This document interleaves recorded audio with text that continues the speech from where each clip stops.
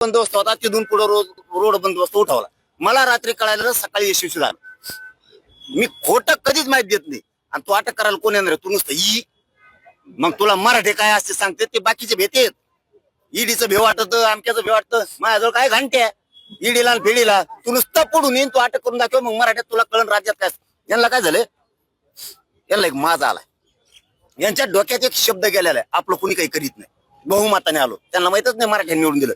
हे मुसलमानाच्या मागं लागले, त्यांना वाटलं आमचं कुणी काही करीत नाही. हे धनगराच्या मागं लागलेत, 15 वर्ष झालं फसिलंय. त्यांना वाटतं आमचं कुणी काही करीत नाही. मराठ्याला फसिलं.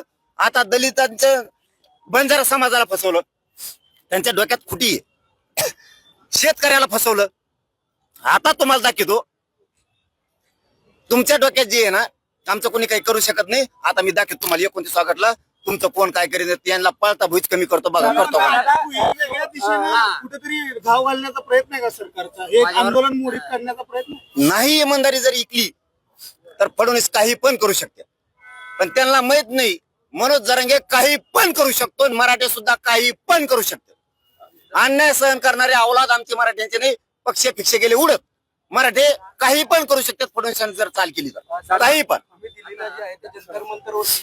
आंदोलनाच्या समर्थनासाठी गेला होता. आता जनजींना काय आव्हान असेल? नाही, मी आव्हान नाही करत कोणाला. मी मंत्र्याला बी कधी बोलत नाही. आंदोलनाला बसलो, येतो का भेटायला? ये नाही तर नको येऊ. ज्याचे त्याचे रूल असते. त्यांना यायचं असलं येते ना. आम्हाला वाटलं त्या लेकरासाठी धावायचं. सगळ्या जाती धर्माचे लेकर आम्ही धावलो दिल्लीपर्यंत. ते ज्यांनी त्यांनी ठरवायचं असतं. आव्हान करून असं बळच कोणाला यायचं नसेल तर आपण बळच या का म्हणायचं.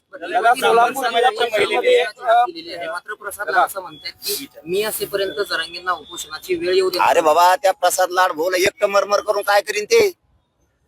एकटं तर पडत काय करणार? विखे पाटील तर पडत आहे. वरूनच काय म्हणतात ना त्याला, आडात नाही पावऱ्यात पडून यायचं. फडणवीसाची हिरच कोरडी पडली. शेतकऱ्यासाठी, मराठ्यासाठी, धनगरासाठी. आता त्यांच्या डोक्यातली खुटी काढायची. मला सगळ्यात आधी माझं ती पण आहे. प्रमाणपत्राचा एक विरुद्ध होऊन देणार नाही. मराठ्यांनी टेन्शन घ्यायचं नाही. पक्का आरक्षण आपलं ते बरं का. पण यांच्या डोक्यात जे आहे ना, आपलं कुणी काही करू शकत नाही बहुमतावर. यांना 24 का पहिला दाखवतो मी आता. सोलापूर जिल्हा परिषदेमध्ये एक ठराव मंजूर करण्यात आला आहे. शिवरत्न जे गेल्या अनेक वर्षापासून ते नाव आहे ते बदलून माजी पंतप्रधान अटल बिहारी वाजपेयी यांचं नाव देण्याचा घाट आहे किंवा निर्णय झालेला आहे. मात्र आपण पाहतोय की विरोधी पक्षांकडून याला कडाडून विरोध केला जातो. शासन निर्णय आहे का? मी ते समजून घेतो सोलापूरच्या यांच्याकडून. शासन निर्णय असेल तर बोलतो मी. ठीक आहे, मी त्यांच्याकडून समजून घेतो. जी गोष्टच मला माहित नाही ती. मी सोलापूर जिल्ह्याच्या बांधवाच्या पाठीशी राहणार. फक्त मी त्यांच्याकडून समजून घेतो काय प्रश्न आहे. माहितच नाही, एखादा शब्द माझ्याकडून जावा आणि त्याचा दुष्परिणाम व्हावा. ब्राह्मण महिलेने ओबीसी सर्टिफिकेट काढून त्याचा लाभ घेतला. ते बी कळालं मला आज. कळालं का मला तुळजापूरमध्ये कळालंय. मी संध्याकाळी ते रितसर निवेदन दिले ते बघतो आणि फडणवीसांनी तिथे बी काय केलं हे बघतो. मराठे डोळे उघडा, जागे व्हा. बर्बाद होऊन जाते लेकर पक्षाच्या नादात. विसरू नका, घर सोडायचं शिका. तुम्हाला घर सोडावेच लागणार आहेत मराठ्यांना. तुमच्या अंगात मराठ्याचं रक्त खेळू द्या. 29 ऑगस्टला मराठ्यांच्या गाड्या घरी राहता कामाने अख्खे मराठी अंतरवाली.